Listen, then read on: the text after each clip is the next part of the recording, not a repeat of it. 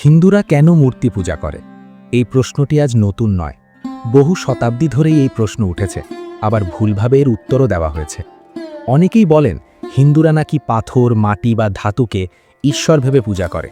আবার কেউ বেদের একটি মন্ত্র দেখিয়ে বলেন বেদেই লেখা আছে ঈশ্বরের কোনো প্রতিমা নেই, তাহলে মূর্তি পূজা তো ভুল।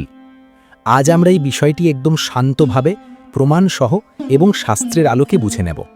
প্রথমেই একটি বিষয় পরিষ্কার করা দরকার। হিন্দু দর্শনে ঈশ্বর মানে কি? বেদ, উপনিষদ, গীতা সব জায়গাতেই বলা হয়েছে ঈশ্বর নিরাকার, অসীম, অদৃশ্য, সর্বত্র বিরাজমান। তিনি আকাশের মতো, আলোর মতো, চেতনার মতো। তাকে চোখে দেখা যায় না, হাতে ধরা যায় না। এখানে কোনো দ্বিমত নেই। তাহলে প্রশ্ন আসে, যদি ঈশ্বর নিরাকার হন তাহলে মূর্তি কেন? এর উত্তর লুকিয়ে আছে মানুষের মনস্তত্ত্বে এবং বেদান্ত দর্শনে। মানুষ ইন্দ্রিয় নির্ভর। আমরা যা দেখি, শুনি, ছুঁই সেটার মাধ্যমেই ভাবতে শিখি। নিরাকার সত্যকে সরাসরি ধ্যান করা সবার পক্ষে সম্ভব নয়। উপনিষদ নিজেই বলে, চিত্ত স্থির না হলে ব্রহ্মজ্ঞান দুরূহ। এই কারণেই সনাতন দর্শন দুইটি পথ দেখিয়েছে। একটি নির্গুণ উপাসনা, যেখানে ঈশ্বর নিরাকার, আর একটি সগুণ উপাসনা, যেখানে ঈশ্বর রূপের মাধ্যমে উপলব্ধ। মূর্তি পূজা সেই সগুণ উপাসনার পথ। এখন গুরুত্বপূর্ণ প্রশ্ন, হিন্দুরা কি মূর্তিকেই ঈশ্বর ভাবে? উত্তর স্পষ্টভাবে না। মূর্তি হলো প্রতীক। যেমন জাতীয় পতাকা কাপড় হলেও আমরা তাকে দেশ ভাবি না, কিন্তু তার মাধ্যমে দেশের প্রতি শ্রদ্ধা প্রকাশ করি। ঠিক তেমনি মূর্তি হল ঈশ্বরের স্মারক, ঈশ্বরের এক দৃশ্যমান কেন্দ্রবিন্দু।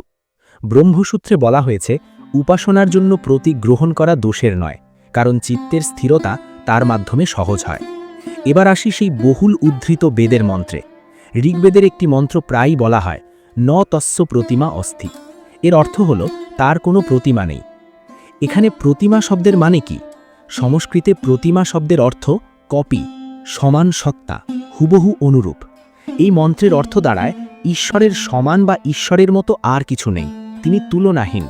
এই মন্ত্র কোথাও বলেনি যে ঈশ্বরের উপাসনায় কোনো রূপ ব্যবহার করা যাবে না, বরং এই মন্ত্র ঈশ্বরের অসীমতা বোঝাচ্ছে। আবার একই বেদে অন্যত্র বলা হয়েছে, একং সদ্বিপ্রা বহুধা বদন্তি।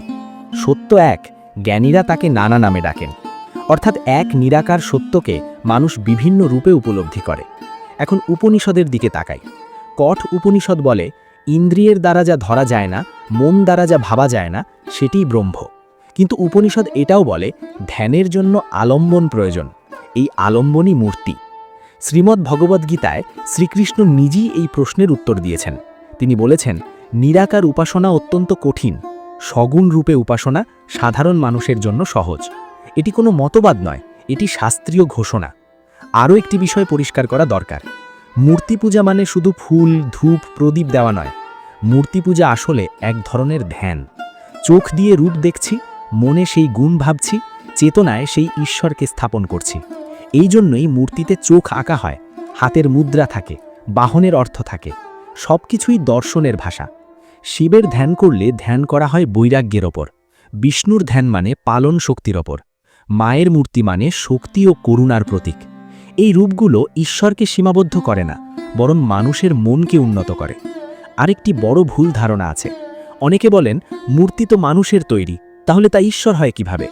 এই যুক্তি ধরলে বই জ্ঞান হতে পারে না, কারণ বইও মানুষই বানিয়েছে।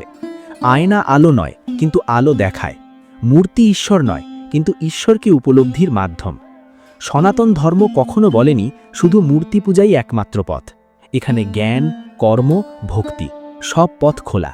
যে নিরাকার ধ্যান করতে পারে সে তাই করুক, যে রূপের মাধ্যমে ঈশ্বরকে অনুভব করে সে সেটাই করুক। এই সহনশীলতাই সনাতন ধর্মের সৌন্দর্য। সবশেষে একটি কথা, মূর্তি পূজা কোনো অন্ধবিশ্বাস নয় যদি তা বোধার সঙ্গে করা হয়। আর নিরাকার ঈশ্বরে বিশ্বাস করাও মূর্তি পূজার বিরোধী নয়, কারণ লক্ষ্য একটাই, সেই এক অসীম অনন্ত চিরসত্য। এই সত্যকে বুঝতে পারলেই মূর্তি নিয়ে সব বিতর্ক আপনা থেকেই শেষ হয়ে যায়। আপনি যদি এমন সহজ ভাষায় গভীর সনাতন বিষয় জানতে চান, তাহলে সনাতনের পথে চ্যানেলটিকে সঙ্গে রাখুন। ধন্যবাদ।